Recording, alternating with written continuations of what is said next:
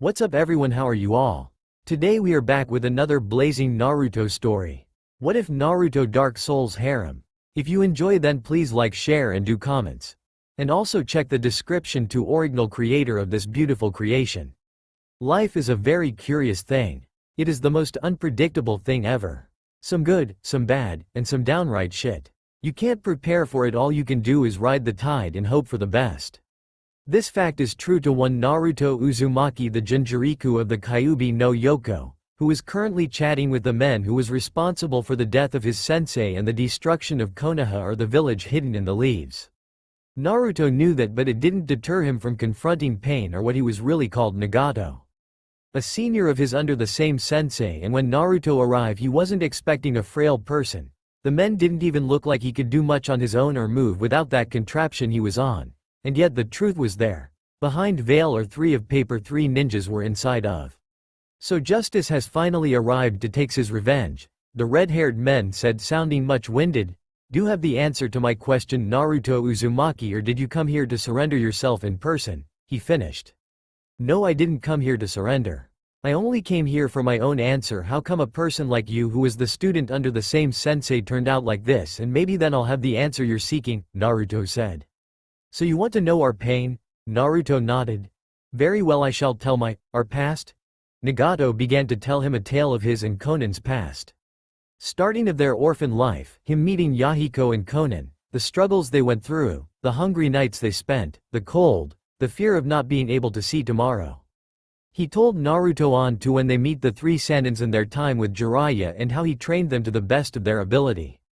Nagato told him about Yahiko's dream to bring peace to the village of Aim, and that the Akatsuki was founded for the purpose to bring an end to the tears of the village. Then he told Naruto about the tragedy that befall the three of them and gave birth to the men standing before him today. On that day I learned that this cycle of hatred can't be broken and peace can't be achieved. Trough people understanding each other. Nagato stopped for a bit and started directly into Naruto's eyes. Now that you've learned of our pain, do you still believe in Jiraiya Sensei's words of peace, Naruto Uzumaki? How can you be sure that you won't get swayed by this curse cycle of hatred? He finished. Naruto was deep in thought, thinking long and hard for the answer he knows he doesn't have, but nonetheless he gave Nagato an answer.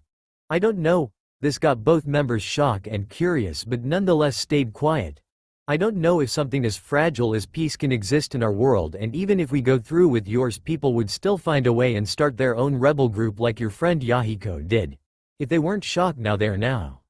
Using a powerful weapon and using pain to control everyone sounds the same as what Hanzo of the Salamander did, and it was the reason your friend fought again.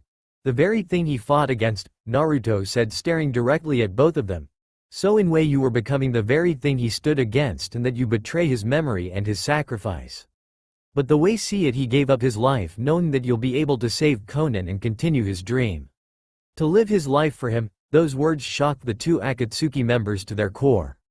Naruto was right, they both did betray everything their friend stood for. They were so wrapped in their emotion that they didn't think or wasn't thinking of. I've gone pain, lie you have. I've been shunned away, hated, starved, beaten, stabbed, poison, burn, educationally sabotage. All of that was because of the entity stuck in my stomach. I never asked to be a Jinchuriku, but I can't really do anything about it now except keep moving forward and not give in to my hatred like you or the villagers did.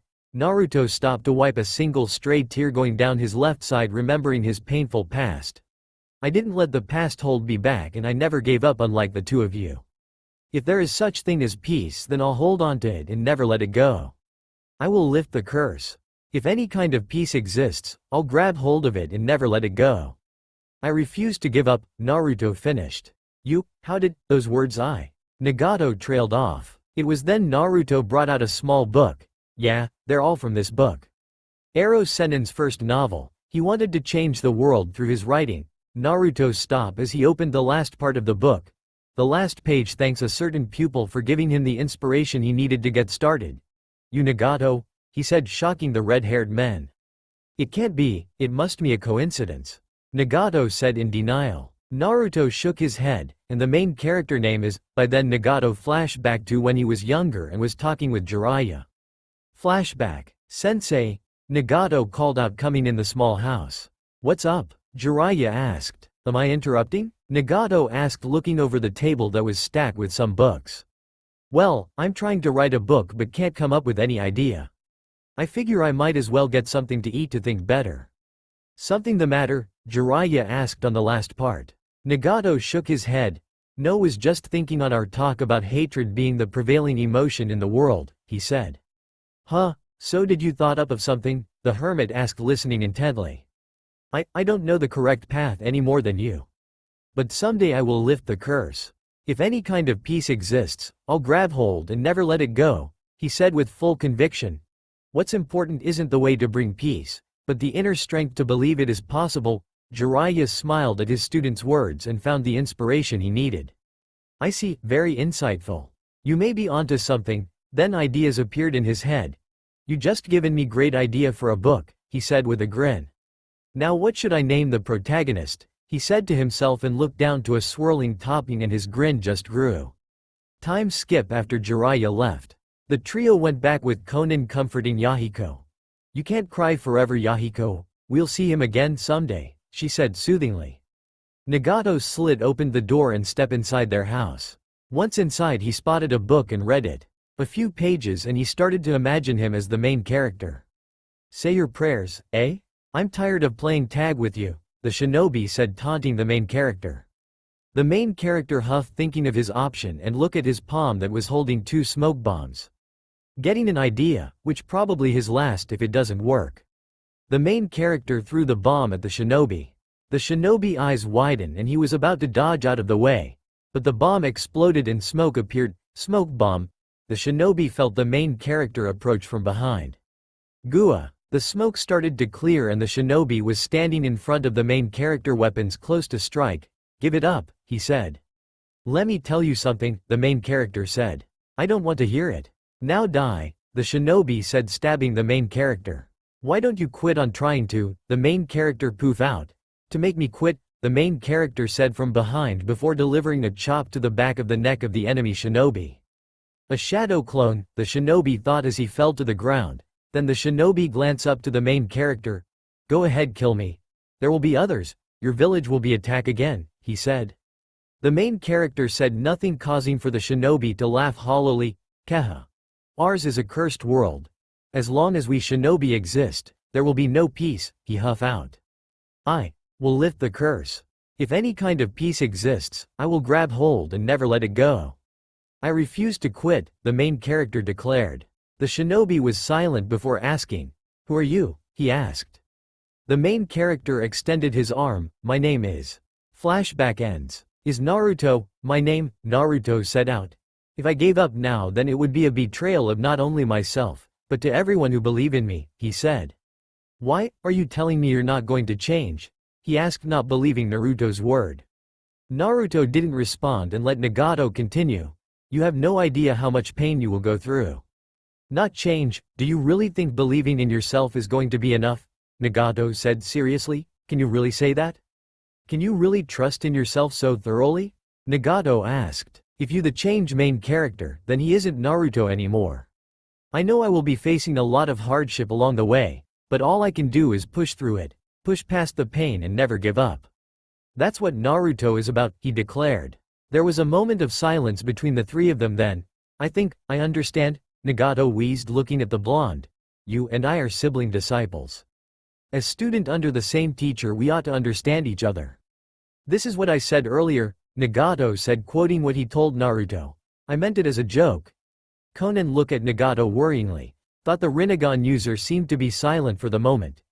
You are a curious fellow to say you remind me of how I once would be lying, Nagato continued. I wasn't able to believe in Jiraiya-sensei's word, nor could I believe in myself, Nagato said. Naruto heard a slight click on the left and right arm brace that held Nagato's hands. I have a feeling that you won't stray from the path you've made for yourself. That's why I will choose to believe in you, Naruto Uzumaki.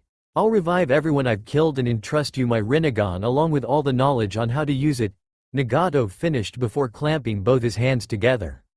Nagato must have fully trust this boy. I never seen him like this, Konan thought as she gazed upon the two. What is Nagato planning? Naruto asked the origami mistress. Those who possess the Rinnegan are able to use the jutsus at the sixth path of pain and the outer path of pain. Nagato acts as the seventh path. His eye technique gives him power over life and death itself, Conan said softly, then look at her longtime friend. You're really going through with this, Conan said. Nagato smiled weakly at her as he channeled his chakra. Yes, I'm sure, and thank you Conan for being at my side, he said before muttering Gedo. Rinne Tensai no Jutsu, outer path. Samsara of heavenly life technique. Naruto's chakra sense detected a large number of chakra signature, both shinobis and civilian, coming back to life. Now, come closer, Naruto, Uzumaki, Nagato beckoned. Naruto climbed the four-wheel contraption just in arm reach of Nagato. Nagato smiled at the boy before him as he lifted his arms. He brought them up with great difficulty, placing his thumbs underneath both eyes and his index and middle finger on Naruto's temples, gaining the blonde Jinchurik's full attention. Now this may sting a bit, so please bear with it. Ninja art. Power transfer jutsu. Naruto gritted his teeth, feeling his eye being burned by hot flames. After a few moments the pain subsided and Naruto opened his eyes. My vision. Incredible, Naruto commented before looking at Nagato for answer, only to find the man's eyes close and his chakra signature no more. The two remaining shinobi bowed their heads in respect for Conan, a brother in all but blood, and for Naruto, one of the strongest enemies he'd ever faced to date. The scene changed to Yahiko and Nagato's dead body being burned. What are you going to do now, Conan-san? I would hate to think that you would go back to Akatsuki, Naruto asked the paper user. Conan shook her head. I won't go back to Akatsuki since Yahiko and Nagato were all I cared about, she said. I have a friend in the wave country you could go to. Ask for a guy named Tazuna or a kid named Inari. When you meet them tell them you're a friend of mine, don't worry, they'll help you, Naruto offered. Conan nodded as a small smile graced her face. I think I might take your suggestion, as it may be time for me to retire from the ninja life. But if you ever need Naruto, don't hesitate to ask. As I too will believe in you, as Nagato did, she said. Then she created a bouquet of paper flowers. Please, this time be a flower of hope that blossoms eternally, she said. Naruto smiled to her words and accepted the paper flowers. You know, shouldn't be the guy giving the pretty girl the flowers and not the other way around, he said jokingly. This got a giggle out the blue-haired beauty. I suppose things are changing, she said. Later Naruto placed the bouquet of flowers on a small grave Naruto made for Jiraiya and walked back towards the village. Damn, I'm nearly out of chakra. I bit tired, he thought to himself, not noticing the distortion before it was too late. A massive hand appeared and took a hold of Naruto. Naruto tried to break free, but he was too tired to do and was dragged in. Then there was darkness. When he came to his senses, Naruto saw he was standing near a bonfire. Oh, hello there, dearie, a voice said, causing Naruto spun around. He was face to face with an old woman wearing a dark hood dress. No need to act hostile. As you can see, I'm but a humble old lady, the old woman said. Naruto sensed no hostility from her and relaxed. Tell me, young man, can you indulge this old lady by listening to her tale? She asked. Naruto simply shrugged and nodded, seeing as he couldn't do any for now. Ah, thank you. You make these old bones happy, she said happily and started her tale. In the age of ancients the world was unformed, shrouded by fog. She started and fire from the bonfire started to make a circle. In the middle Naruto could make a surrounding area that was covered in fog. A land of grey crags, arched trees, and everlasting dragons. The projection showed a grey lifeless forest filled with dead trees, almost ash-like, and large dragons. But then there was fire. And with fire came disparity. The scene once again changed to a large tree, heat and cold, life and death, and of course, light and dark. As the image descent down the large tree to a massive cavern, and in the center was a pit of fire or wall of fire. Then, from the dark, they came, and found the souls of lords within the flames. The scene showed people rising up and walked towards the flames. Nito, the first of the undead. A skeletal-like creature stretches its bone hands reaching for a shard of flame and holding it. The Witch of Izalith and her Daughters of Chaos. A woman wearing a hood covering most of her face, but Naruto could tell she was quite beautiful, was holding another shard of flames. She wasn't alone, as Naruto could see 8 people surrounding her. Gwyn, the Lord of Sunlight, and his faithful knights. The image showed a man wearing a crown and standing behind him were Black Knight and the furtive pygmy, so easily forgotten. The image showed a covering men holding a small shard, yet Naruto could tell there's something about it that he could place it. With the strength of the lords, they challenged the dragons. The bonfire now showed a great battle taking place. Gwyn's mighty bolts peeled apart their stone scales. Naruto saw Gwyn along through a lightning-like spear, and he wasn't along as his knights followed suit striking the dragons. Naruto deduced that their scales hold some important significance, but Gwyn and his troops found out. Naruto knew he'll find out further in the story. The witches weaved a great firestorm. Naruto saw the flames further damage the scales of the dragons. He could see the scales coming of their body. Nito unleashed a miasma of death and disease. The masked skeletal creature raised both his arms, with his right being a large sword. A wind of death followed behind him further damaging the dragons, and Seath the Scaleless betrayed his own and the dragons were no more. Now Naruto knew how they found out. This Seath, this dragon must have told them about the secret to their everlasting life. Thus began the Age of Fire. Naruto saw a large kingdom filled with people and the lords who took down the dragons being seen as sort of gods. But soon the fire will fade and only dark will remain. Her voice sounded like a warning to him than anything. Even now, there are only embers and men sees not light, but only endless dark. The scene changed to a woman outstretching her hand to an embers of flame and she was kneeling before a core. And amongst the living are seen, carriers of the accursed dark sign. The image showed a ring like fire around an abyss of darkness. The bonfire suddenly flashed and Naruto had to shield his eyes from the bright light but could still hear the old woman. Yes, indeed. The dark sign brands the undead. And in this land, the undead are corralled and led to the north, where they are locked away, to await the end of the world. Then her words stop. Opening his eyes, Naruto found himself inside a prison cell. Ain't the worst place I've been. Naruto stood up and took a look outside his cell and saw walking corpses or really ugly sobs. Either way it looked like they were alive somewhat and looked like they've lost their humanities. Naruto noticed their eyes were black and hollow save for the ring-like flames on them. That must be the dark sign and they must be the branded undead, he thought. Which begs the question, where the hell am I? Thought to himself, lost to where he was. Naruto heard something being dropped and rock falling.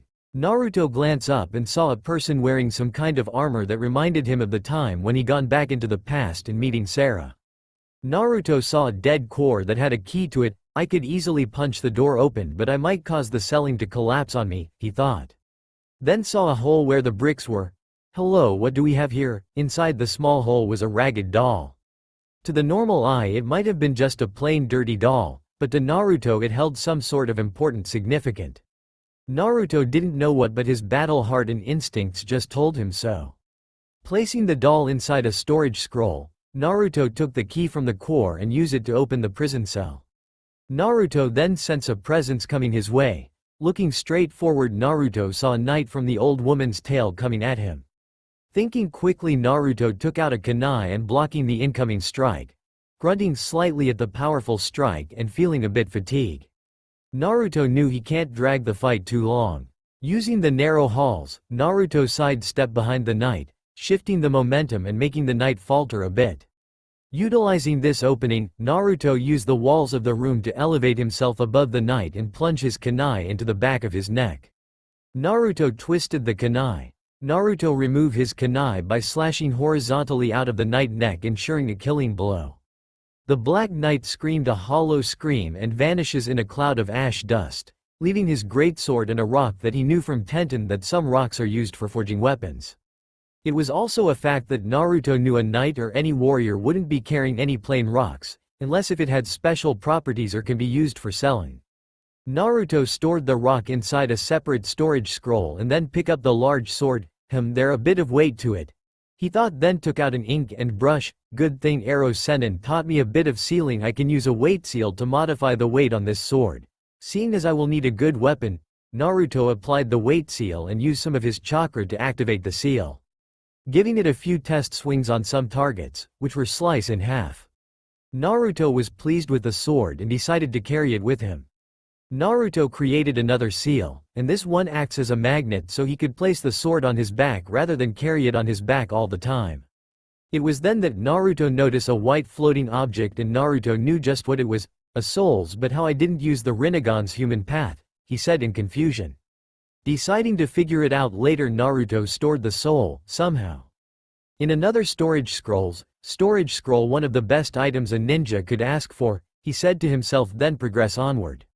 Naruto took notice of a greenish monster carrying a massive rounded hammer. In my condition that would be a bit difficult to defeat. Good thing it is stuck in there, hey, he muttered. Climbing out of the prison area, Naruto seated down near an unlit bonfire and had a charred sword on it. Placing his hand on the end of the sword, Naruto was surprised when he felt a slight pull from his remaining chakra. Taking his hand off, he was a bit surprised to see the bonfire lit up. Weird. Among other things, he said to himself sitting down. Okay, so the situation is, I'm in some other timeline. Like when I went back in time and meet Saraheim. A massive hand dragged me into some dimensional portal and I found myself listening to an old woman's tale about this place's past. The only clue I have is that old woman's story, from what I can tell. Those lords found something similar to the fruit that Kagaya did in my people's history, which gave them the strength to fight against the dragons. With the help of Seath. But wait, I only saw 3 lords fight against the dragon. Where was the last person who took another piece of the fire? And know for a fact to not underestimate something or someone, so that person must have a sort of importance, Naruto said to himself, trying to figure out just what the hell was up. He sighed frustratingly. I'm getting more question than answers. The only way I can find some answer is go to that kingdom I saw, but the question is where in Kami's name is it, he said, scratching his head. Resting up for a bit to replenish his chakra, Naruto decided to move on forward, seeing as sitting around won't do much good. Seems you found yourself in another mess kit, a voice Naruto recognized all too well. Naruto got into a meditated position and went into his mindscape. Nice of you to talk to me in person. Naruto stood in front of a tall, beautiful, and voluptuous woman. She has a curvy and slender hourglass figure with a narrow waist, buxom bosom, firm DD cup, and broad hips. She has fair skin and long, luxurious deep red hair with sidebangs that cover her right eye. Her light green eyes are heavy-lidded and seductive with long dark lashes and accented by a shimmering purple eyeshadow. Her nose is fairly small, especially in relation to her large, red pouting lips. Her ensemble consists of a red, sequined strapless dress with a low back, sweetheart neckline, and high thigh slit. But the most noticeable features were the 9 flowing tails. Kyuubi rested, I hope, Naruto greeted. Yes, my nap was quite pleasant. Till it felt foreign, yet similar energy flowing through you, Naruto-kun. She said, her voice was ever so seductive as he remembered for the years he spent with her. Yes. Apparently Pain or Nagato, as it is his true name, gave me the Rinnegan along with the knowledge on it, he said, concentrating his chakra to his eyes.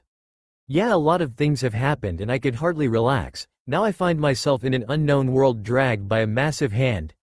Naruto stopped for a bit and sighed heavily. I just can't catch a break. Well, now I had, he said, referring to their session a second ago and lightly kissing Kyuubi in the lips. Returning the kiss, Kyuubi could see how stressed Naruto was. If their session was anything to go by, so she was happy to have helped him relive the tension he was feeling. After all, Naruto is her mate and her only favorite human. Considering her opinion on the human race, that says a lot. They lay in the bed and enjoy each other's company for a few minutes before Naruto sighs again. Seems he's been doing it often these days. I got to go. Not that I don't enjoy your presence, is just that. He was cut off by a pair of lips. Courtesy. I understand, Naruto-kun. Go, beside I need to nap anyways and you need to go visit that kingdom to get some answers, Kyuubi said. Naruto nodded and left his mindscape very reluctantly. Opening his eyes, Naruto stared at the massive gate before. Naruto stood up and made his way to the large twin doors. Pushing it open, Naruto found a large empty room. He steps in the room and walks few steps. Just then a massive beast jumped down. Naruto dodged right as the beast breathed fire at him. Knowing his current position would only get him cornered, and he spotted an opening above the beast. Naruto decided to run past it and move to the open area on his left. Once inside, the gate door behind him closed, preventing the beast from getting him. Don't worry, I'll get you soon, he told the beast, which only growled at him. Naruto smirked at the beast and walked down the stairway and found another bonfire. Naruto lit it, of course, seeing no harm that could come from it. Naruto saw an open path on the far left corner of the room and made his it. Once he did, however, Naruto sidestepped out of the way as an arrow whizzed past him. Naruto spotted another Black Knight. This knight, however, was holding a bow. The pathway was too narrow for a frontal assault. So Naruto rolled dodge to the left side where a door once was and found a shield. That was convenient, but in this kind of situation I don't really care, he thought to himself. Taking the sword on his right hand and the shield on his left, Naruto rushed the Black Knight. Naruto saw the Black Knight retreat. That got Naruto to think, is possibly leading me somewhere. Naruto followed the knight and grunted a bit as an arrow struck his shield.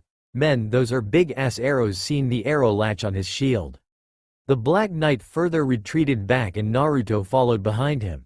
Naruto saw the knight go through a shroud of fog and knew the knight was waiting to ambush him, so Naruto made a shadow clone and had the shadow clone go through the fog, which someone causing it to disappeared, and Naruto was right. As soon as the clone got through, it was stabbed by the knight's sword. Using the smoke, Naruto charged at the blind knight and thrust forward his sword. Thought the knight is able to last minute dodge it and slash at Naruto.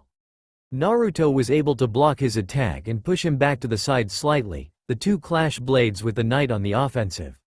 But Naruto let him to see what kind of attacks knight is, taking an elevated position on the stairs. Naruto's sixth sense at an incoming danger, then dodged to the left side, just as the knight was about to slash him again. Instead found himself flattened by an incoming big round metal object trough the wall. Naruto went in the wall opening to see if the knight drop anything of value, but sigh as he found none, well except another soul. Oh, you're no hollow, eh? A voice said. Naruto tilted his head to see the knight that dropped the core earlier. Well, you're right about that. I'm no hollow nor am I dead, as you can see, Naruto said, gesturing himself.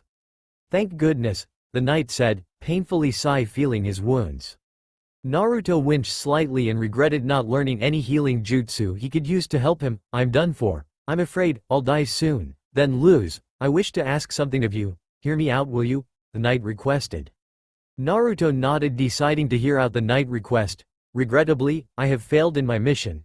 But perhaps you can keep the torch lit. There is an old saying in my family, thou who art chosen, in thy exodus from the undead asylum make pilgrimage to the land of ancient lords. When thou ring the bell of awakening, the fate of thou shalt know, and I can die with hope in my heart. Oh, one more thing. Here, take this, seeing as I won't need them anymore. The knight said, giving him his shield with a crest symbol and his sword, along with 3 keys and a red ring with some gold carving on it. Well, with this sword at least people won't say I'm compensating for something, Naruto lightly joked, trying to make the situation lightly for the fallen knight. The knight chuckled a bit, which would probably his last. Yes, you could say that, he said. I shall fulfill your request, seeing as this might prove to give me some answer, Naruto said, accepting the knight's final request. Then looked down a bit. As a warrior myself, I could give you a warrior's end, rather than see you turned into one of those walking core, Naruto offered. The knight nodded, accepting his offer. I am Oscar, knight of Astora. May I know thy name, he said, taking his sword and positioning it near Oscar's heart. I'm Naruto Uzumaki Jinjuriku of the Kyuubi no Yoko, Naruto said before plunging the sword trough him. Naruto. A strong, yet kind name. Thank you, Oscar, last words before vanishing. Naruto gathered the souls from the 2 knights and placed them in the same storage scroll as the previous soul he placed earlier. Placing the sheath around his waist and the shield in his left hand, replacing the previous shield he had. Naruto marched onward. Making his way up the stairs, he was confronted by a hollow core. Naruto made quick work on the core using the sword Oscar gave him. Using the key label Undead Asylum F2, Naruto passed 2 hollowed core and 1 shooting an arrow rather easily. Naruto went into the small room and saw 2 armored hollow. One was holding a sword and shield, the other same thing, only a spear instead of a sword. They charge at him. Naruto blocked the spear-wielding hollow with his shield and sidestepped to the right as the sword-wielding hollow slashed at him. Naruto quickly switched to his greatsword and sliced both hollows in half, killing them instantly and once again seeing their souls. Weird, aren't they supposed to go into the afterlife? He muttered to himself as he stored the souls of every hollow he had killed thus far. He didn't find anything worth, well aside from a rusted-out ring. Before going through the fog, Naruto placed the shield on his back to two hands the greatsword, making sure the first strike is a killing blow. Going through the fog gate, Naruto plunged at the deformed beast, killing it in an instant, incidentally causing the floor to crumble. Oh shit, Naruto cursed as he fell. But luckily the beast has a cushion to prevent fall damage. Naruto jumped back as a massive hammer descended on him. Naruto glanced at a much bigger form of the beast he just killed moments ago. "Brining it on you bastard," Naruto said, rolling to its backside and quickly got 2 slashes at its rear side. The beast roared in pain and started to fly upward. "How is something fat as you able to fly? I'll never know," he said while dodging backwards just as the beast slammed down on its massive ass. "Your mistake, you bastard." Naruto thrust his sword forward, stabbing the beast, making it howl in pain. Naruto took out his sword, causing a fountain of blood to spill out of the beast.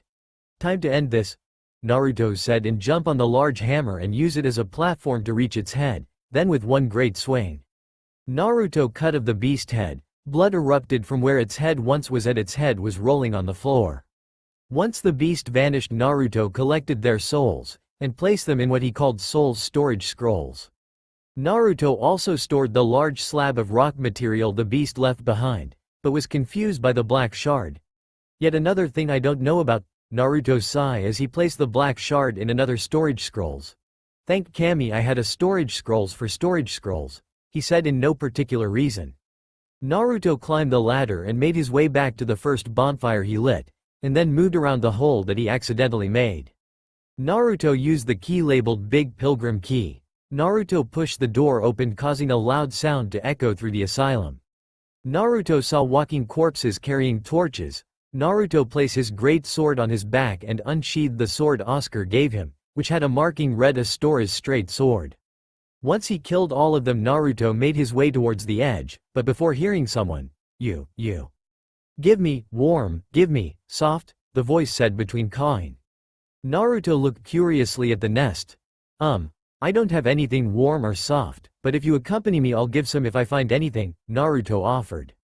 "Yes, I accept," Naruto just name her, since it sounded female. Snuggly, Naruto picked up the nest and walked to the end of the pathway of the undead asylum. "Well, how the hell do I get?" He was interrupted by a large crow that grabbed onto him. He heard Snuggly call her mama and hope he didn't anger the large since it's a long way down. Wow, was what Naruto could describe the large kingdom he was seeing. This makes Sarah-chan's kingdom look small in comparison. But unlike her kingdom, this place reeks of negative energy and insanity with a touch of madness. Wonder what happened here. Naruto thoughts were getting a great view of the large kingdom of what he assumed were the ancient lords resides. Naruto grunted a bit as the large crow dropped him along with Snuggly. "Oh, what do we have here?" a voice said. Naruto calmly glanced at the source of the voice to see a man wearing chainmail armor said, Hey, name's Naruto, can you tell me where I am?" Naruto asked the brown-haired man. That got a chuckle out of him. "Haha, you don't even know where you are, haha," he said with an amused look in his face. "Then let me enlighten you to this place where it makes hell seem like a great place to live. This place is Lordran, and where you and I are standing is Firelink Shrine, connecting the Undead Burg, the Catacombs, and New Londo ruins, which only stretches even further in as you traverse this cursed place, a place where monsters, demons, and madness truly resides in," he answered. Naruto nodded to his words and remained calm about what he just heard and asked next, "I'm currently on a mission to meet with the ancient lords that resides in this place. May I know where they are, Mr.?" Naruto trailed off on the last part, remembering that he didn't ask the person's name. "Oh, you need not worry about my name, I am but a crestfallen warrior. Besides, why are you asking the direction to one of the most dangerous place on this forsaken land? Why not have a seat and get comfortable? We'll both be hollows before you know it, haha," he said, laughing hollowly at the end. "Well, to be truthful, I am not from this dimension, and the only reason I'm asking you this was because of a promise I made to someone. I intend to fulfill said promise along with finding a way home," Naruto said, slightly irritated by this person in front of him. "Many warriors came here seeking that place and many died and turned hollow. What makes you so different?" the crestfallen warrior asked. Rather than answering him, Naruto quickly made a Rasengan and slammed it to a nearby wall, turning it to dust. "I ain't your average warrior, that's why," Naruto said, his Rinnegan blazing into life. The crestfallen warrior wasn't fazed by what Naruto did since he has seen many feats of magic, but it did truly astonish him since Naruto didn't do any sort of incantation and he wasn't using any magical catalyst. So he decided to answer him, well, I don't know much, but there are two bells of awakening. One's up above, the undead church. The other is far, far below, in the ruins at the base of Blighttown. Ring them both and something, I don't remember exactly what, and it's not really much to go on, but I got a feeling that won't stop you, the chainmail wearing armor warrior said. Naruto nodded, not much to go on, but it was better than nothing. Then he remembered something. Taking a storage scroll, Naruto brought out a single souls. Hey, can you tell me why in Kami's name this soul didn't pass on? Naruto asked. I don't really know that answer for that, and you should know that souls here now are kind of like currency and a favorite delicacy of hollows second only to humanity. Those black orbs things.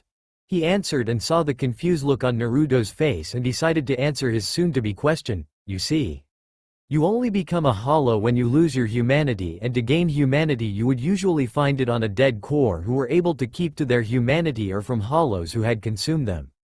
So you could say they are trying to stay sane by eating humanity or to stay alive, he said. I see, very interesting, Naruto said as he felt a bit disturbed by the information, but it was still information to go on.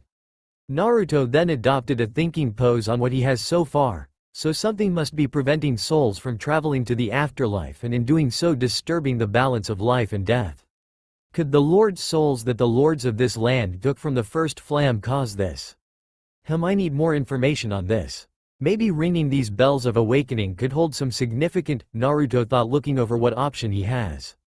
Which wasn't a lot, the only he had going was the two bells. Sigh. Looks like the only thing I can do for now anyways, he muttered to himself. Before going, Naruto decided to explore the surrounding area for a bit as he got the feeling he'll be coming back here often. Taking a quick look around, Naruto found another set of humanity, a ring, and a firebomb that he found out by testing it. Naruto walked up onto some stairs to find a knight holding a morning star weapon. He knew this from 1010 considering her weapon fetish. Naruto decided to greet the man and at least get some information if he can, but before he could, the man beat him to it. Hello there. I believe we are not acquainted? I am Petrus of Thoreland. He introduced himself since he saw Naruto wasn't a hollow or with the brand of the dark sign. Well, I'm Naruto Uzumaki of Konoha. Petrus looked at him curiously. Konoha? I confess I haven't heard of such a place, Petrus said. Well, Konoha is a very far place, that's why, Naruto said. Petrus nodded, somewhat understanding what Naruto said. So Mr. Uzumaki, may I ask what brings you to this place? He asked. Oh, you know, life of adventure and whatnot, Naruto said, then asked. How about you? Oh, and please just Naruto, I'm not that up with formalities, he said. Very well, sir. Naruto. Well, I am accompanying my lady and her young knights. She is young, but burdened by an undead mission. We are her defenses, to keep her from harm. That's all the extent I can give you, I apologizes, Petrus said. Naruto shook his head a bit. No need, I completely understand. I better get going, and good luck with your mission, Naruto said, turning around. And good luck with yours, he said. Naruto walked back to the bonfire and lit it. Once he did, Naruto felt a source of energy coming from below. Curious what it was, Naruto decided to investigate. Going down on some stairs, Naruto saw a woman and Naruto recognized her from the flashbacks the old woman showed him. Hey, what can you tell me about her? Naruto asked the crestfallen warrior. Oh, the terribly morose lass, he said. Yeah, can you tell me anything about her? Naruto said back. The firekeeper she is. As the name implies, she's stuck keeping that bonfire lit, sad really. She's mute and bound to this forsaken place. They probably cut her tongue out back in her village, so that she'd never say any god's name in vain. How do these martyrs keep chugging along? I'd peter out in an instant, haha, he said. Naruto looked at the woman with sad eyes, reminded a bit of his own past with his own village. Naruto decided to remove her from her confines. All free from this prison of yours, Naruto said, looking at her with gentle and kind eyes. Unknown to Naruto, the woman was surprised by the amount of gentleness and kindness Naruto's eyes held, so much so she didn't notice that Naruto already lifted her bridal style, which got her to blush for a bit, and before she knew it, Naruto set her down near the bonfire. My, what a gentleman you are, Naruto, she heard the crestfallen warrior said. Naruto, so that is his name. A kind yet strong name, I'm sure, she thought to herself, and meets his gaze and bright smile. Well, I couldn't just let her be. No one deserves their freedom taken away from them, he said, causing her to blush red and look away, which Naruto got curious about but decided to drop it. Naruto-kun, why not uses the Rinnegan path technique Naraka path to restore her tongue? The voice of his demon mate came in. Good idea Q-Heim, Naruto said affectingly. Naruto looked down at the woman and cooped her chin to face him. I need you to trust me as I want to help you if you allow me, Naruto said almost pleadingly. The woman noticed his almost pleading voice and nodded, feeling that Naruto would not harm her in any shape or form. Naruto activated his Rinnegan and the woman gasped at the almost godlike power Naruto was emitting. Naruto summoned the King of Hell and used its restoration properties. A green ball of energy flew out of its mouth and went into the woman. Ah. What in the? She got a shocked look on her face as she heard her voice. My voice, it's back, she said to herself with astonishment. Well, that's something you don't see every day. Tell me, what was that thing? The crestfallen warrior asked. Naruto deactivated his Rinnegan. That was the Naraka path. One of 6 abilities that I can use. It has 2 properties, either for restoring or interrogation. I've used the restoration part to restore her voice, and a quite beautiful voice she has, if I may add, Naruto said, which got the woman to go red from blushing at the compliment. I am Naruto Uzumaki, and may I know the fair maiden's name? Naruto asked, sitting close to her.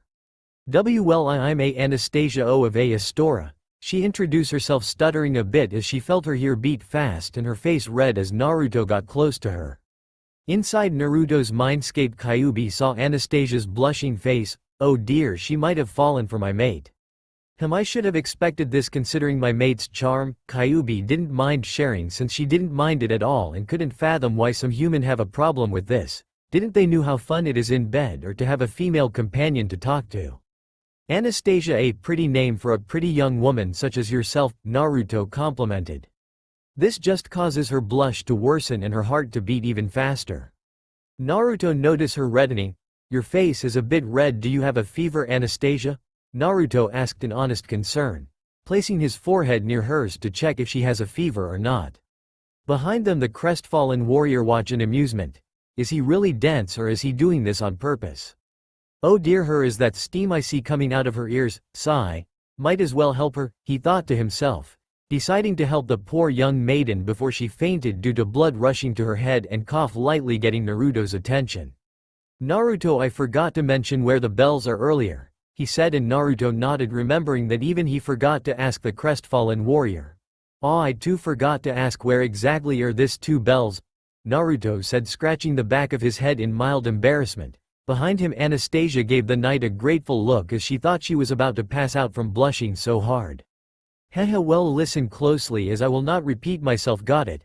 He said. Naruto gave him a nod and listened intently. One of the bells is up above in the undead church, but the lift is broken. You'll have to climb the stairs up in the ruins, and access the undead burg through the waterway. The other bell is back down below the undead burg, within the plague-infested Blight Town. But I die again before I step foot in that cesspool, he said. Naruto nodded at his word. Basically he had to go through a shit ton of enemies and traveled a long way around to get to the first bell and then go down to a poisonous swamp. Great, Naruto, though sarcastically.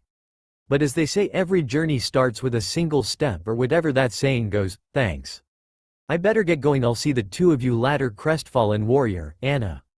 Oh, and snuggly, if I find anything you like on the way I'll give it to you, he said before leaving, not seeing the tomato blush on Anastasia's face. The crestfallen warrior shook his head a bit. The boy is going to be a heartbreaker in the future, he muttered to himself.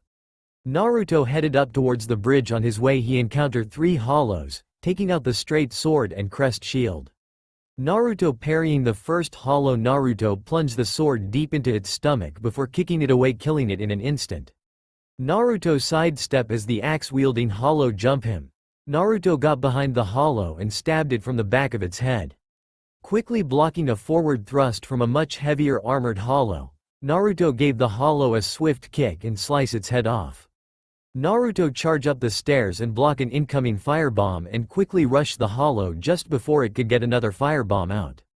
Naruto then jumped back as a hollow came down. Not giving it a chance, Naruto bashed the hollow's head with the shield, pushing it over the edge, causing the hollow to free fall to heights unknown. Naruto raised an eyebrow when the souls of each hollow he killed appeared before him. Shaking his head a bit, Naruto stored each souls inside the storage scroll and went in the waterways, and was a bit surprised when he saw a large rat. Naruto stabbed the big rat and noticed a black orb which, to his surprise, was a humanity. Why would a rat have humanity? Naruto thought to himself. Who knows, Naruto-kun? Kyuubi said as she too wondered why on earth a rat would possess humanity. So this is the… Naruto was interrupted by a hollow. Naruto quickly took out the great sword and sliced the hollow in half. As I was saying before, I was interrupted. So this is the undead berg, Naruto said, gazing over the place. Naruto sensed a lot of negative energy, especially from below. Well, I believe this is the upper, seeing as there is a lower area. Might as well explore the area for a bit. Who knows, I might find some loot, Naruto thought to himself. Before Naruto proceeded onward through the building, he first explored the area, taking down 2 more hollows and zombies below. Naruto found only 2 things. First was another humanity and rubbish.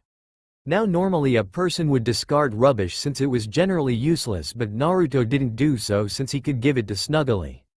So Naruto stored it in a separate scroll meant for items or loot items he would find. Now Naruto proceeded onward through the building on the right, and went up the stairs. What the hell? Naruto jumped back and held up his shield, just as a large red dragon landed on a walkway he was about to cross. Naruto prepared to fight the massive creature, but before he could do so, it flew away. "I'm got feeling that I'll be seeing it later," he thought to himself as he crossed the walkway. Naruto tilted his head as a bolt from a crossbow came flying in. Naruto unsheathed his straight sword, cutting down the 2 hollows before proceeding up the small tower and quickly taking out the hollow crossbowmen. They ain't hard to kill, but they can take a lot of damage before going down, he thought as he assessed the hollows he fought so far. Naruto went inside the building left of his and lit another bonfire. Naruto then explored the area for a bit. Naruto noticed a walkway leading to a rooftop with 2 hollows holding spears. Naruto decided to take them both out and gather some souls, since he remembered that it was used as currency. Waiting patiently, Naruto parrying the first spearman and quickly stabbed it, piercing its skull, and then the next spearman as it tried to bash Naruto with a shield. Smashing the boxes littered on the left side, which reveal a set of stairs leading down. Naruto went down the staircase and took out an axe-wielding hollow. Naruto saw an individual outside the small building and went out to check. "Well, now. You seem to have your wits about you, Then you are a welcome customer. I trade for souls. Everything's for sale." "Nay he," the undead merchant said. Yeah thanks, sure I'll take a look, and while I do, can you tell me about this place?" Naruto asked as he was taking a look the wares of the undead merchant. "Things are getting treacherous in these parts. A horrible goat demon has moved in below. And up above, there's that humongous drake, and a bull demon, too," the undead merchant informed. Naruto nodded as he bought a repair box, the residence key, a short bow, a shit ton of standard arrow and large arrow. "I'm also interested with that Uchigatana of yours. If you are willing to part with, I'll trade a souls and a humanity." Naruto tried to negotiate. The undead merchant had a grin, or at least that what Naruto saw. "You have yourself ideal. Considering you bought a lot of my wares, sir," the undead merchant trailed off. "I'm Naruto Uzumaki, but call me Naruto since I don't really like formalities," Naruto introduced himself. "Great to meet you, sir Naruto, and yes, I am willing to part with this sword. Oh, I might as well explain that this sword has a special property to inflict bleed effect," the undead merchant said as he received the souls and humanity from Naruto. "I'm curious, thus other sword have this kind of properties?" Naruto asked. "But of course. It's done through smiting, but I do not remember which blacksmith," the merchant said. Naruto nodded and thanked the merchant. "I should try to find some blacksmith so I can further enhance my weapons," Naruto thought, making a mental note to find a blacksmith. Walking back on top, Naruto went to another building section. Using his bow and arrow, Naruto shoot down the 2 hollow that were throwing firebombs above the ramparts. Naruto went inside the building and dodging an incoming axe mean to cut his head off. Quickly switching to his great sword, Naruto parried the first axe-wielding hollow, plunging his swords through the hollow's stomach, and quickly remove it, just as the second hollow was about to strike. Naruto slice its head clean of and repel an incoming jump attack from the third hollow. Before it could recover, Naruto cleaved the hollow in half. Once it was cleared, Naruto inspected the room and there was nothing aside from a rusted gate. He tried to see if the rusted out gate, the word tried to, since the moment Naruto touched the rusted gate it fell. Naruto blinked once and just shrugged it off. The stairs where the gate used to be lead to the lower undead burg. You sense that Q-chan, you sense that. Naruto sensed demonic energy from the lower undead burg. Yes, it's definitely demonic energy, Kyuubi said, feeling the energy of a demon, but it wasn't that powerful. Naruto went down the stairs and was immediately rushed on the staircase by 3 undead attack dogs. Naruto jumped behind the 3 dogs and quickly summoned his new weapon, the Uchigatana, and slice each undead dogs. So it affect animals too. From what I remember from the lore back at home, dead souls would travel to the afterlife to be reborn. But that is not the case here. Naruto thought as place the souls inside the scroll. Does it have to do with the Lord's souls from the projection that old lady showed? The more Naruto thought about it, the more it became clear that those shards are very important.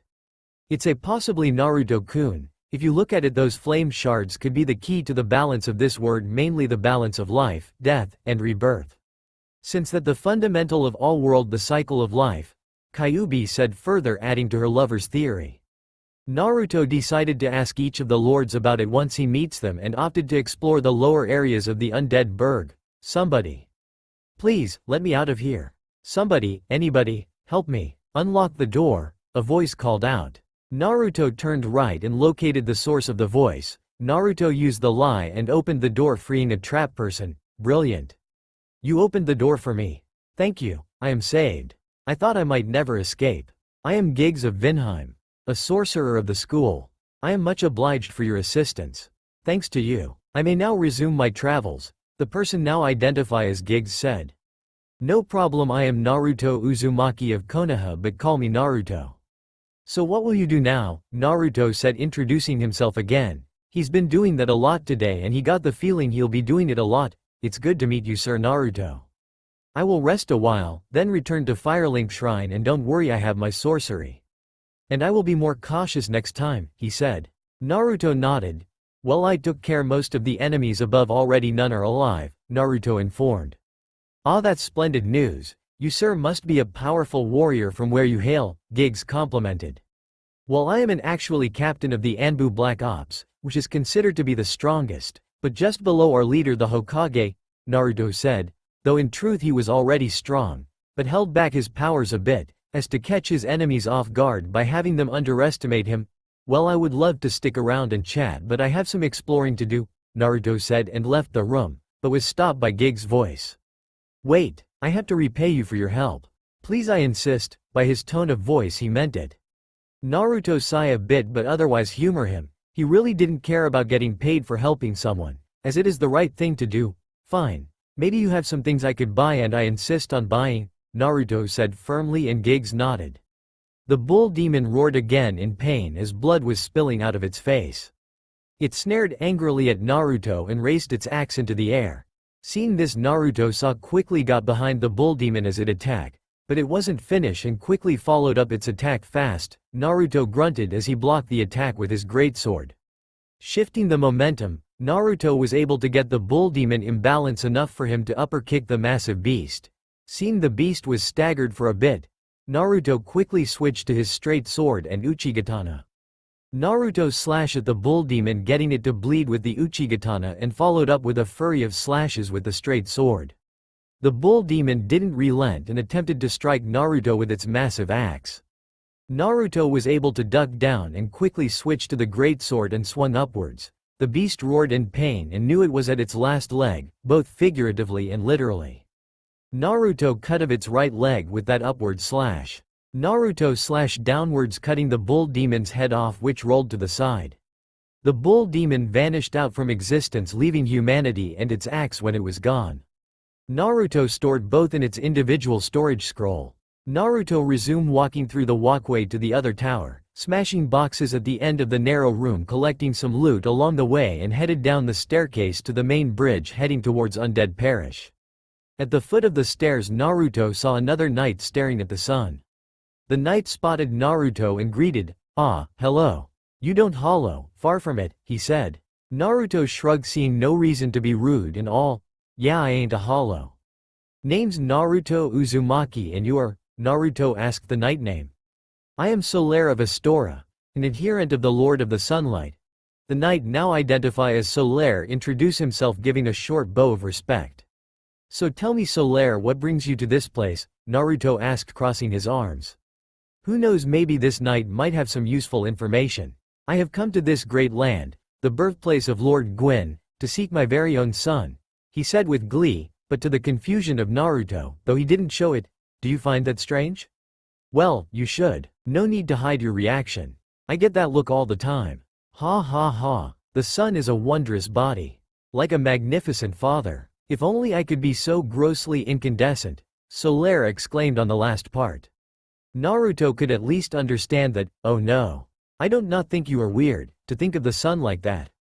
On the contrary, I could understand your fascination with the sun, since I have my own fascination with the moon. If you think of the sun as a fatherly being, I look at the moon like an ever-loving mother," Naruto said, which caused Solaire to feel joy.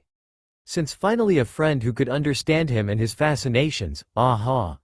Someone who could understand. "What say we help each other out in this land brimming with hollows?" he offered.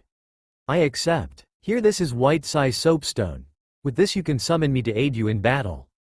For now I'll stay behind for a bit and continue to gaze at the sun." After finishing speaking with Solaire, Naruto headed back to the bridge, and as soon as he got to the middle he spotted a flying creature he encountered some time ago. "Shit!" Naruto cursed and ran towards an opening on the right side. Naruto jumped down into the room, avoiding the flames. "I should learn some earth jutsu," Naruto muttered to himself. Naruto took a look around the room and spotted the ladder. Naruto kicked the ladder, which led to the first bonfire he lit up in the undead burg. That must have been the Drake. Might as well kill it. Naruto ready his bow and arrow, poison tip arrow. And just in case, Naruto also activated his Rinnegan. Moving up the stairs, Naruto took aim the red Drake. Naruto shoot the arrow, striking the Drake square in the face, making roar in pain. In launch into the air, but Naruto was already prepared for it.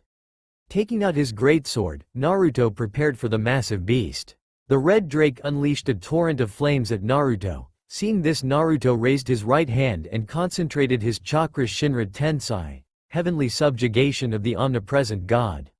Naruto's technique was able to block the flames. Naruto jumped backwards as the Drake tried to stomp him to death. Seizing the opportunity, Naruto slashed at the Drake's chest, making it roar in pain. The Drake arched its body sidewards and Naruto figured out the Drake was about to use its tail. Concentrating chakra to the feet, Naruto jumped into the air, just as the Drake used its tail as a whip. Naruto plunged down and cut the massive Drake's tail clean off. "Naruto-kun, I want you to tame that Drake, make sure it understands that you're an alpha," came the quick suggestion from Kyuubi. Naruto raised an eyebrow at that, though he wouldn't deny the idea at having a creature as his pet. "How suppose I do that?" he asked his mate. "Simple, you just have to concentrate a massive amount of ki or killing intent aura at it and flare your chakra. It's an animal, Naruto-kun. Its instincts will recognize an alpha and a much stronger being than its own." Naruto mentally nodded and followed through with Kyuubi's suggestion. Naruto flared both his chakra and concentrating his ki directly at the Drake. The creature buckled down in fear and recognition that Naruto was both an alpha and a powerful opponent. It bowed at Naruto, telling the blonde that it was the master. "Since that's taken care of, come, I'll heal your wounds." The Drake seemed to understand Naruto's words. Naruto healed the Drake's wound and cauterized the area where its tail once was. Naruto looked over the tail, which somehow morphed into a weapon. "Well, that was very odd, but whatever," Naruto said before getting on top of the Drake, between its horns, and sat on the Drake's head. "Now to Firelink Shrine. I want to see everyone's reaction when they see you," he ordered. Red Drake roared, surprising the crestfallen warrior and Anastasia.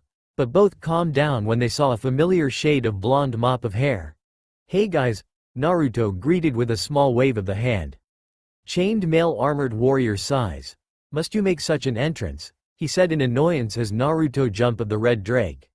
Naruto chuckled in a bit of amusement. "Oh yes, I must. After all, I have a flair for the dramatics." he said and gestured for the drake to sit down, which the drake settled for the almost ruined building. Oh my. How are you able to tame such a beast, my lord? Anastasia asks, truly in awe that her lord was able to tame such a powerful creature. Easy, I just showed it who's boss, Naruto said casually and explained how he defeated the large bull demon and how he tamed Red Drake. Naruto then, stop at a thought crept into his head. Anastasia, would you like to see something breathtaking? Naruto asks. The morose girl was surprised by this and felt a bit shy. Naruto could see she was about to say no, but he would have none of that. At a surprising speed, Anastasia found herself being carried by Naruto bridal style, which causes her to blush scarlet red. Before Anastasia could protest, Naruto leaped towards the drake. Fly, he ordered. The massive beast complied and in a single motion it flew to the sky. Anastasia buried her head into Naruto's broad chest and her grip tightened around his shirt. Anastasia, please trust me and open your eyes, he whispered in her ear with a gentle voice. Anastasia heard the gentleness in his voice which eased her nervousness. She opens her eye and gasps in awe at what she saw. They were elevated above the clouds and she could look at the bright blue sky, which the sun's rays seemed to illuminate. She could see the once great kingdom. Though it may be covered in the fog of darkness, she could still see its beauty. Amazing, isn't it? Anastasia heard Naruto spoke in a calm tone. Up here, in the sky, make it hard to believe that this place is plagued with monsters and the undead. Anastasia nodded and leaned on Naruto's chest and sighed contently as she was enjoying this moment with Naruto. Naruto smiles and wraps his arms around Anastasia's torso, making her blush slightly, though a small smile crept up on her lips. Anastasia-chan. You know I am not from this world, Naruto admitted. Anastasia nodded. She had already assumed that Naruto wasn't from here. I had assumed so, you just seem so out of place here, but I don't mind, though I want to learn more about you, Naruto, Anastasia said, turning to meet his gaze as she said those words. She wanted to learn more about Naruto, the person she started to fall in love with. She couldn't explain how it happened or why it happened, but she didn't regret it. This may take a while. I don't mind. Naruto nodded and began telling Anastasia everything about his past, his horrible childhood, the friends he made, the person who betrayed him, how he was able to save his village and convince the person who was blinded by pain to believe again. And he told her about Kyuubi. I understand if you think I'm some kind of mo. Before Naruto could finish, he was cut off by a sudden and tearful embrace. Don't you dare finish that sentence, Anastasia said, demanded as she embraced Naruto, feeling her emotion wash over her like a wave. She was overwhelmed by what she heard and at the same time amazed at how Naruto was able to cope with everything that had happened to him, all the while feeling like her problem was insignificant compared to his, and it made her feel inspired to move on and start anew. Maybe with Naruto. The thought of that made her blush. Anastasia's eyes meet Naruto's own and the blonde can see all the emotion deep within her through those eyes of hers, and by Kami, they are beautiful. I may not have known you for long, Naruto, but in the short time we meet, I feel this sensation in my heart that calls out for you. I don't care if people see you as a monster or a demon. Because to me you're the most wonderful person I've met, and she trailed off from here. She felt her heart racing and her feeling building up. Anastasia gathered her courage. She spoke with absolute certainty. I've fallen for you. And without any word she captured Naruto's lips in a passionate kiss. The blonde shinobi was shocked at her declaration, but shook it off and returned her kiss with equal, if not greater passion, making Anastasia's toes curl. The maiden felt as if she was in cloud nine or the heavens themselves.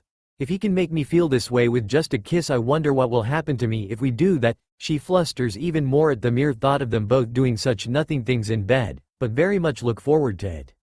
Naruto ordered the drake to land back to the Firelink shrine. Welcome back, and is that a smile I see on your face, Anastasia? The crestfallen warrior said with a knowing grin on his face. Anastasia didn't say, finding the ground very interesting to look at. Haha, don't tease her now, she was enjoying the flight we have, Naruto said, placing his arms around Anastasia. The crestfallen warrior rolled his eyes. Oh, I'm sure she did, he said, looking at the two with approving eyes. Naruto left the Firelink, but not before planting a quick kiss on Anastasia's lips and ordering his drake to watch over her. So where to now, lover boy? Kyuubi asks in a sing-song voice. The blonde hummed in thought and remember the key he still has. Those banished from the undead burg eke out their existence in the depths. a damp lair with no trace of sunlight. Nearly half of the depths form a perilous flooded labyrinth. Huh, interesting, Naruto muttered, reading the inscription on the key.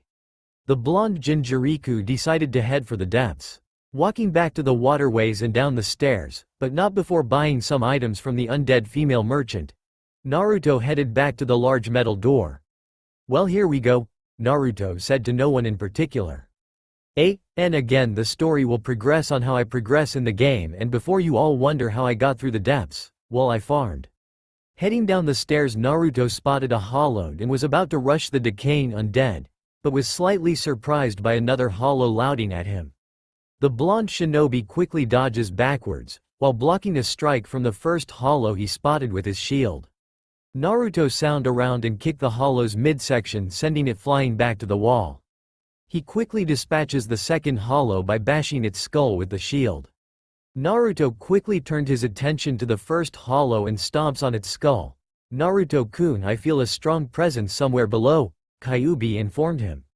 Naruto nodded and took out his bow. From the wooden beams he saw a large man with a sack on his face, taking out 2 fire arrows. Naruto fired off 2 arrows, hitting the large man with a sack covering his face. Naruto quickly made short work of the rest of the hollows and headed to the next set of stairs and was again confronted with undead dogs.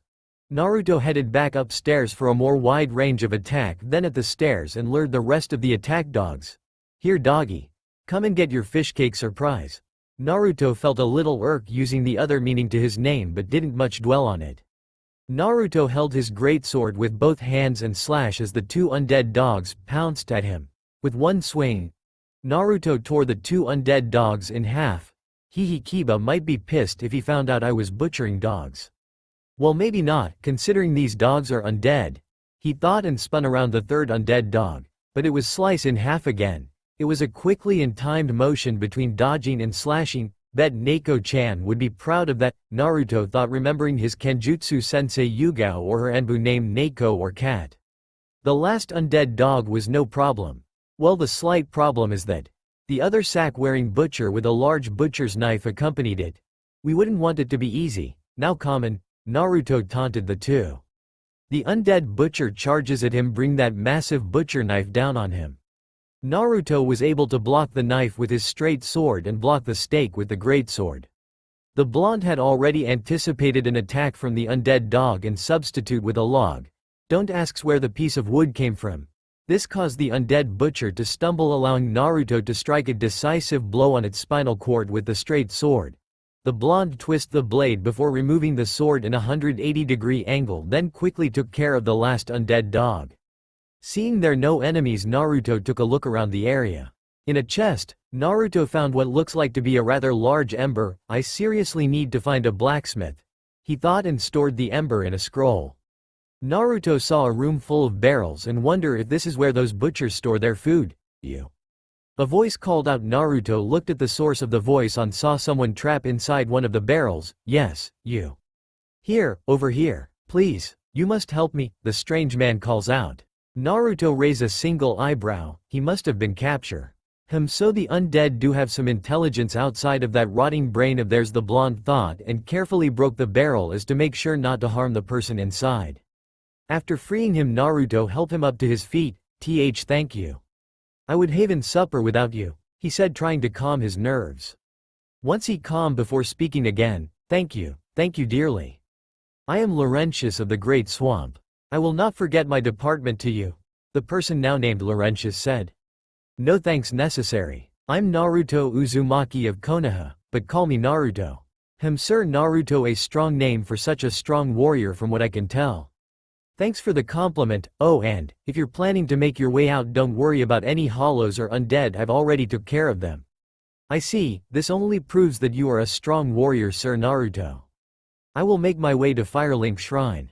Ah, I see, I'll tell you right now, there is a large red drake there, but don't fret, she's a pet of sorts and is guarding someone close to me, Naruto informed, not wanting to know that his drake have accidentally killed someone he just rescued. Laurentius nodded before leaving. Naruto backtracked to where he saw the butcher was cutting. Whatever it was cutting, he noticed that sounds were coming from behind the crates in the corner. Naruto destroyed the crates and saw a way down. Jumping down, the blonde spotted a really big rat. I'm familiar with the rat summons, and this rat certainly reminds me of their boss. Right before I killed him, Kyuubi said nonchalantly. Naruto shook his head at his mate's nonchalant attitude before turning his attention back to the giant undead rat. The blonde saw an axe embedded in its left eye. It looks rusted beyond repair.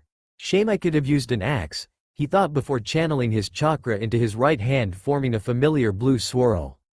Rasengan, spiraling sphere. The Naruto shouted, plunging at the giant undead rat with his favorite jutsu, striking it at its damaged left eye.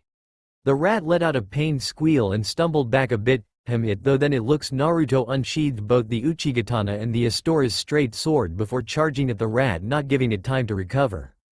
The Jinjuriku of the Nine Tails did a X/, cutting through the torso and head of the rat, slicing it to bits before it vanished, leaving a single humanity shard behind. I'll never know how this rats have these humanity shards, he thought dryly, then loot every corpse in the room. Cause you never know what you could find. After looting each corpse, one of them had a sewer camber key. Must be something important, the blonde thought. Naruto took notice of a waterslide and saw it was only a few feet. Well, nothing ventured, nothing gained, I guess, he mentally quoted before sliding down. Naruto grunted slightly from the fall but otherwise felt no pain. Then the blonde saw a large creature with big eyes. Really big eyes? Is there some kind of mutation going down here? He thought before dodging a haze of smoke from the large-eyed creature. Naruto felt that he should not get killed by that haze and quickly killed the creature before it could spat out anymore. For now the blonde ignored the path to the left side and proceeded to the right side, but he readied his Uchigatana. 3 undead rats came out of the corner and attacked him. Normally this won't be a problem. Normally, behind them was Knight wearing what looks like an armor with thorns around it.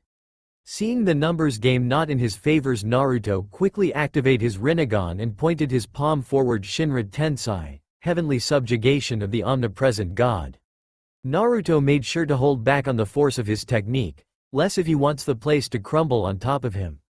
The thorn-armored knight stumbled back from the force of Naruto's attack and let out a sharp war cry, letting the blonde know that he wasn't going to back down. The knight charged at Naruto with his sword in hand. The blonde managed to parry the knight's slash and cut off his left hand where the thorn-covered shield was, making the knight yell in pain. Naruto didn't give him a breathing room and proceeded to cut off the knight's right arm before channeling his wind element into his sword Kazekiri no Jutsu, wind cutter technique. Several blades of wind sliced through the knight and his armor, leaving nothing but bits and pieces. This will be the last time will you all see that fucking bastard. As you can tell, I hate the fucker for nearly making me lose 50 humanity and 500,000 souls, again farming, and a shit ton of patience. The blonde shinobi would admit that was tad overkill, but then again so is this place, so he simply shrugged it off and stored the thorn-covered sword and shield before continuing on. Ignoring the medium-sized rat, which was more concerned in getting away than fighting, Naruto got to the stairs where slimy creature was making its way, slowly towards Naruto.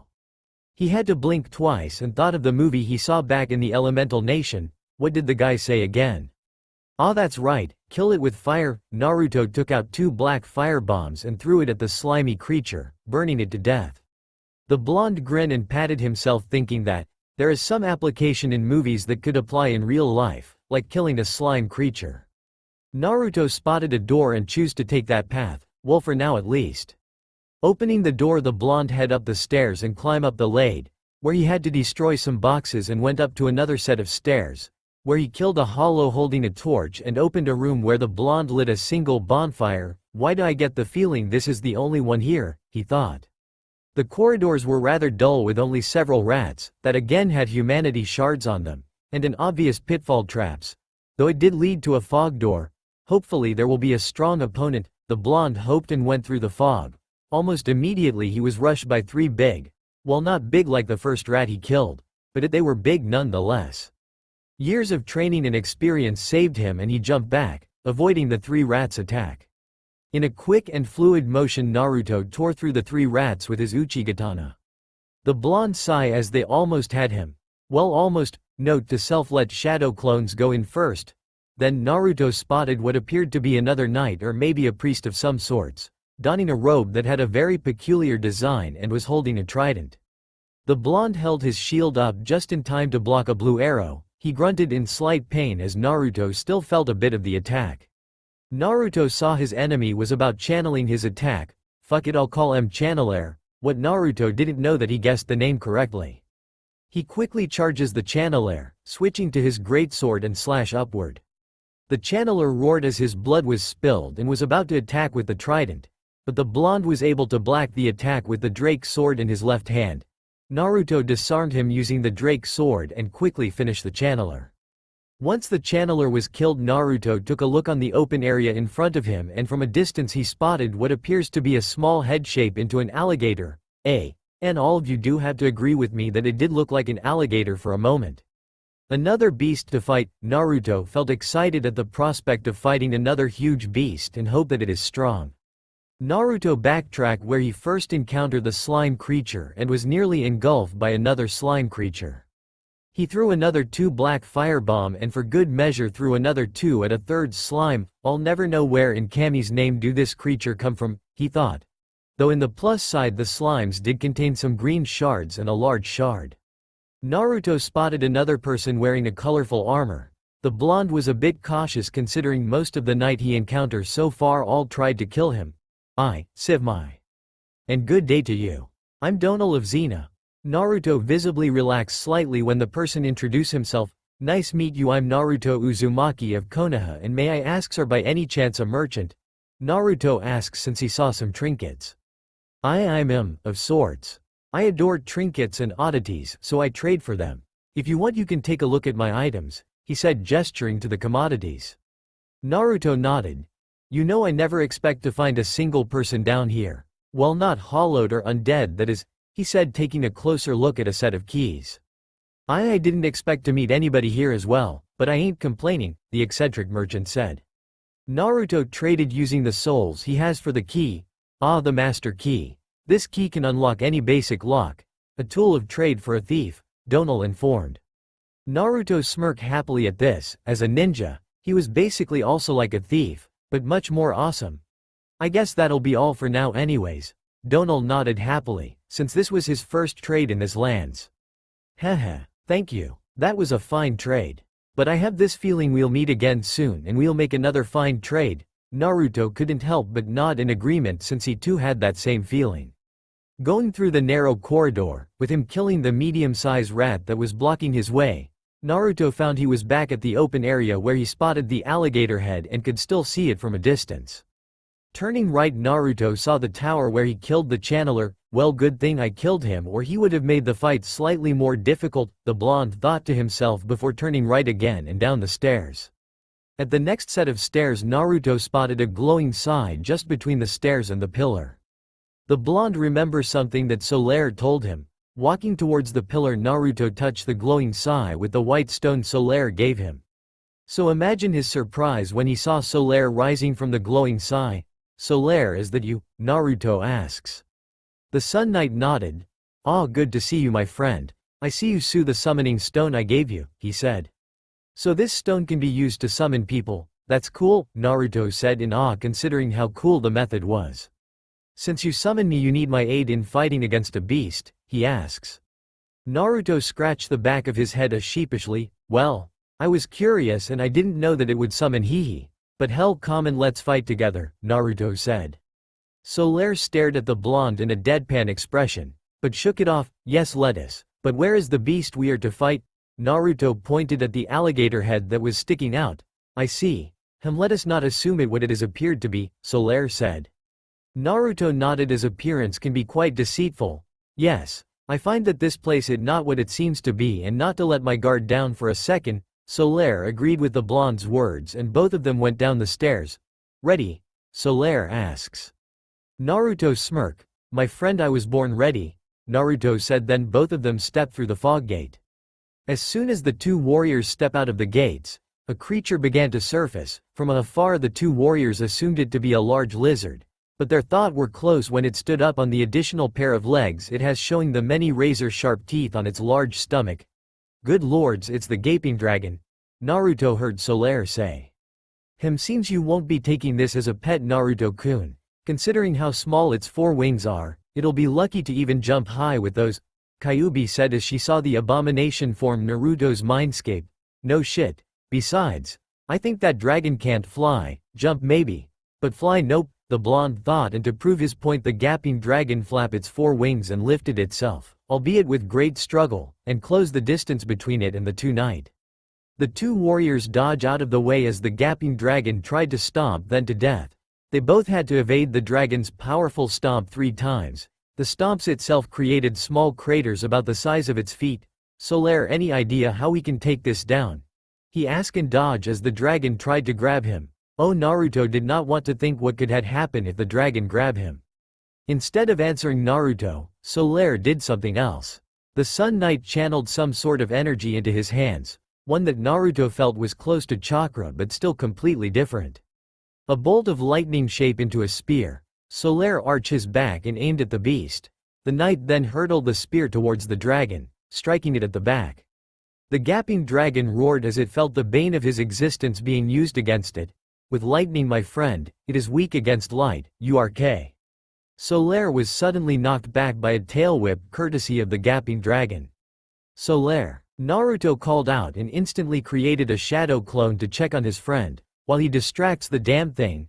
Hey, over here, you piece of shit. No, that's a fucking insult to shit. You more of a grotesque amalgamation of your own glutton. I mean, just look at your stomach, it has teeth. Growing out of it, as if the creature understood the blonde, it charged at him with the intent to make Naruto pay for insulting its evolution. The 9-tailed Jinchuriku easily dodged the dragon's attack and took out his Uchigatana. Take this, futon. Kazekiri no Jutsu, wind release. Wind cutter technique.